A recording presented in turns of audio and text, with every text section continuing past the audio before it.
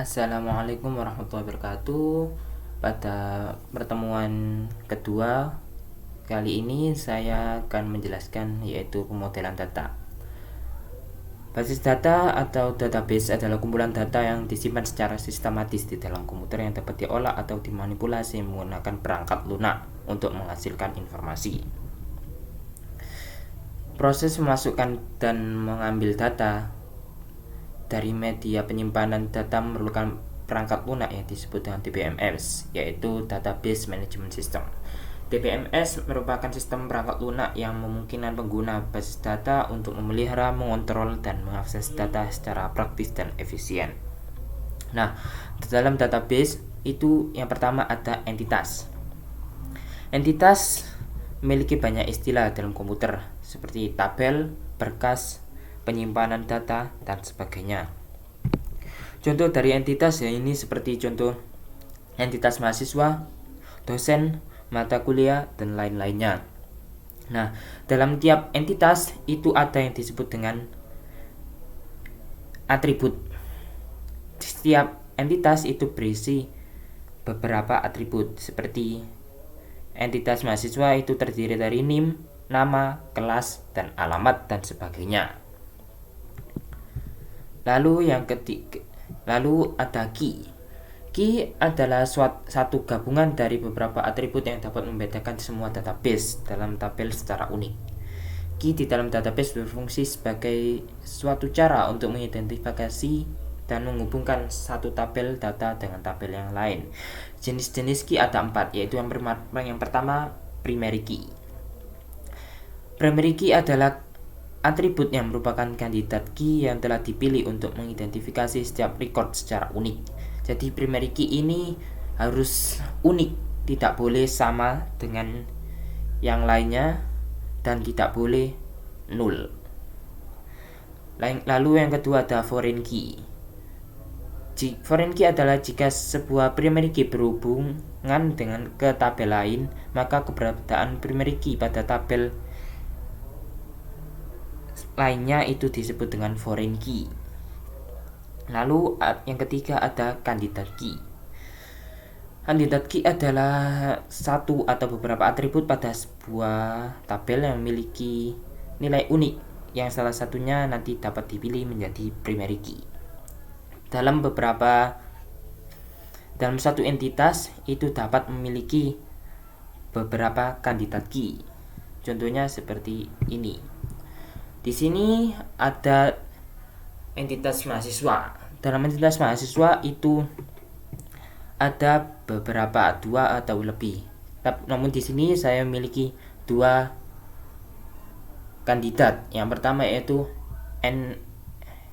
NIM atau NBI, lalu juga nomor KTP. Kenapa saya pilih ini? Karena dalam NBI itu setiap mahasiswa itu memiliki NBI masing-masing, tidak ada yang sama. Begitu juga dengan KTP, itu tidak ada yang sama juga. Nah, jadi tergantung kita memilih menjadikan mana yang menjadi primary key, NBI atau nomor KTP. Selanjutnya yaitu composite key. Composite key merupakan kunci yang di dalamnya terdiri 2 atau lebih atribut. Maksud dari composite key itu yaitu gabungan antara 2 atribut atau lebih menjadi primary key yang sederhana. Maksudnya apa? Contohnya seperti ini. Di sini saya memiliki sebuah entitas yang memiliki atribut hari, ruang, dan mata kuliah. Nah, dalam hari ini ada berisi Senin, lalu yang kedua Senin juga, dan ruang yaitu ruang 201 dan 202. Di sini Senin tidak dapat dijadikan primary key karena di bawahnya sudah ada Senin lagi. Ingat, primary key itu harus unik, tidak boleh ada yang sama. Begitu juga dengan ruang. Ruang di sini memang berbeda, namun bisa juga di hari yang lainnya itu ada Rabu menggunakan ruang 201. Nah, Bagaimana biar bisa menjadi primary key? Itu kita bisa menggunakan composite key, yaitu penggabungan dua atau lebih. Lalu jika kita gabungkan menjadi Senin dan ruang ini kita gabungkan menjadi primary key yang sederhana, maka itu bisa menjadi sebuah atribut yang unik.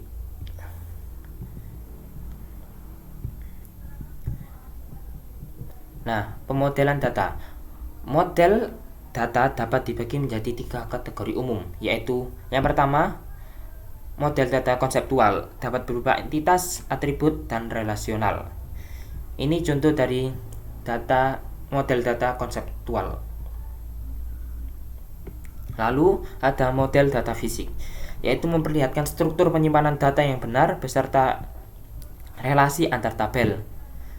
Contohnya yaitu seperti ini, contoh model data fisik.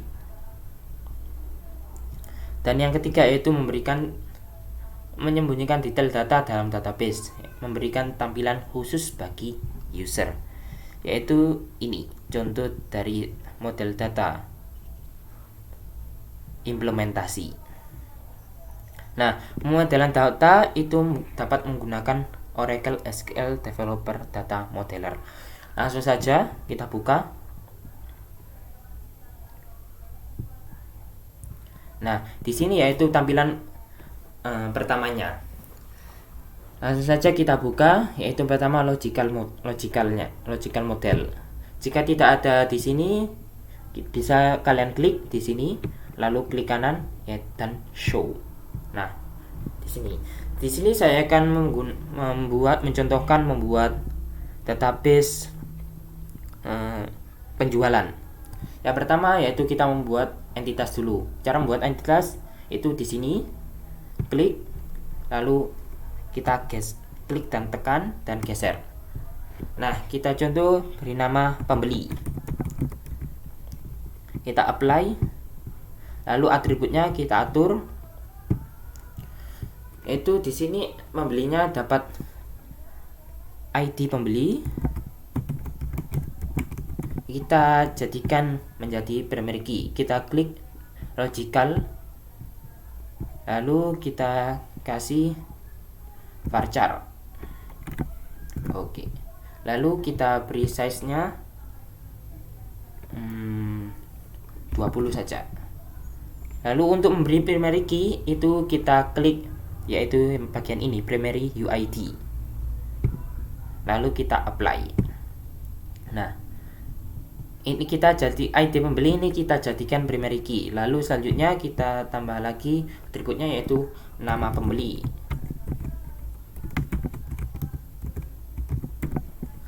Kita klik logical, tipe data logical, lalu varchar juga. Lalu size-nya untuk size kita kasih saja 30 dan klik juga mandatorinya. Lalu kita apply. Lalu kita tambah juga alamat pembeli.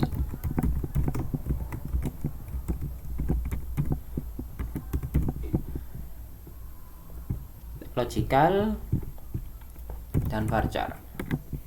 Nah, kita ini kasih 50 saja. Nah, apply dan oke. Setelah itu kita membuat entitas penjual atau kasir. Kita kasir saja, kasir. Kita apply.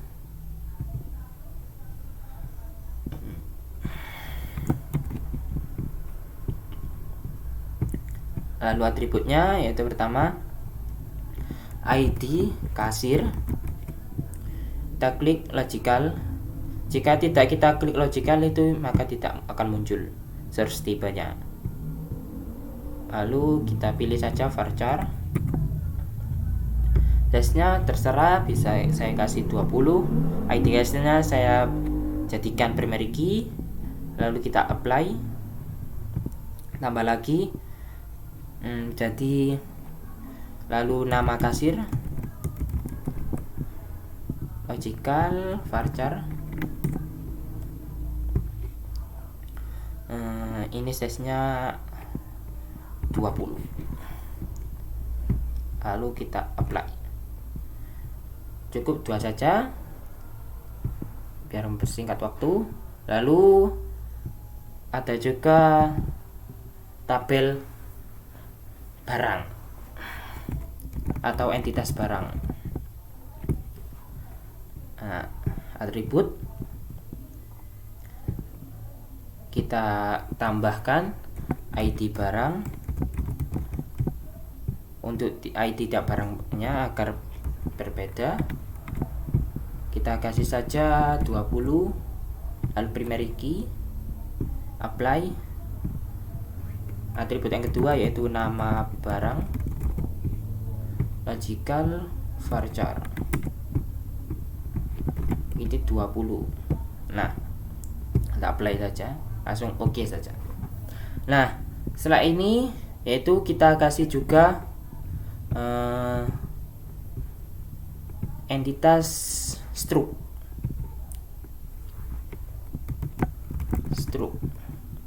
apply, lalu atribut.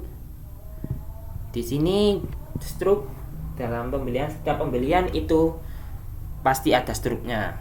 Maka itu kita kasih ID struct saja. ID struct saja. Nanti ID struct ini berisi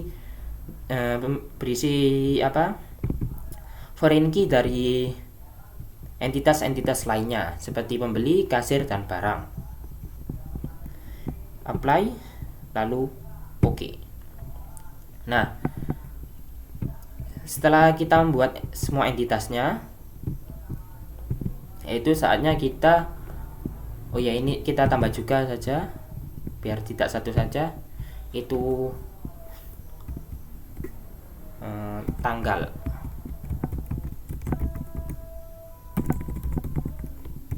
Pembelian. Saya kasih date time. Nah, lalu mandatory. Jangan lupa kalau tanggal pembelian kita kasih date time saja sesuai dengan kebutuhan untuk pemilihan source type. Kita apply dan oke. Selanjutnya, nah di sini itu ada 4 atau 3 relasi. Yang pertama yaitu many to many, one to many, dan one to one. Nah, di sini saya akan menggunakan bahasa yang lebih mudah, yaitu dimana untuk pemahaman yang lebih mudahnya yaitu jika setiap struct itu hanya boleh dimiliki oleh satu pembeli, sedangkan setiap pembeli boleh memiliki banyak struct. Jadi yaitu one to many. Mana one to many? Nah, ini one to many. Nah, maaf.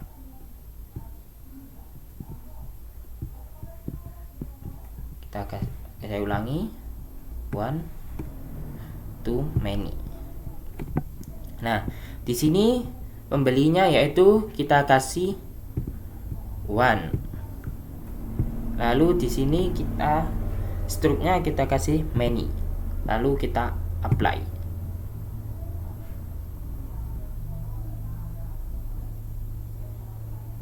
Oke saja, lalu kita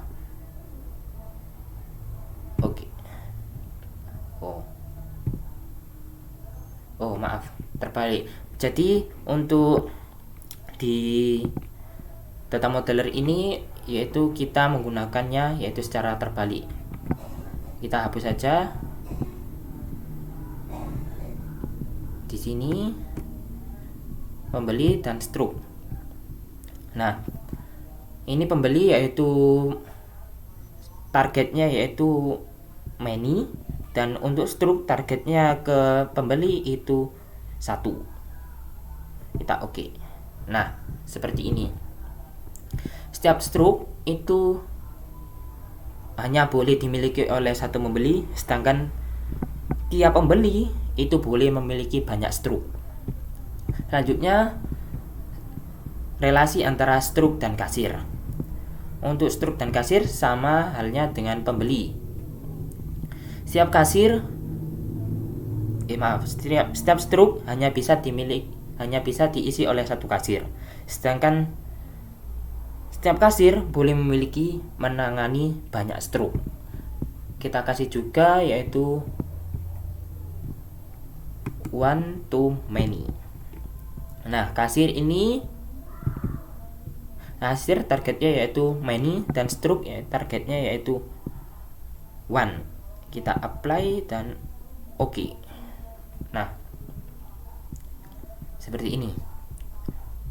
Lalu selanjutnya yaitu terakhir ada relasi antara struk dan barang. Untuk relasi struk dan barang itu sama halnya dengan yang pembeli dan kasir, namun di sini setiap struk itu boleh berisi banyak barang, sedangkan setiap barang boleh dimiliki oleh banyak struk. Jadi kita menggunakan many to many. Lalu kita oke. Nah, selesai. Setelah kita buat logical modelnya, kita klik kanan, lalu engineer to relational model. Nah, di sini tampilannya seperti ini. Jika nanti mungkin ada yang tampilannya seperti ini, jadi bisa diataskan lalu dikecilkan biar muncul ini. Lalu kita klik engineer. Nah, hasilnya seperti ini.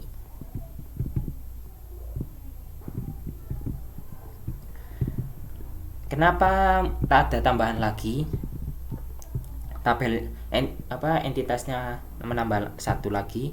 Itu karena tiap many to many itu akan setiap relasi many to many itu akan membuat sebuah entitas baru, yaitu yang namanya relasi tersebut yang berisi foreign key saja. Sekian dari saya. Wassalamualaikum warahmatullahi wabarakatuh.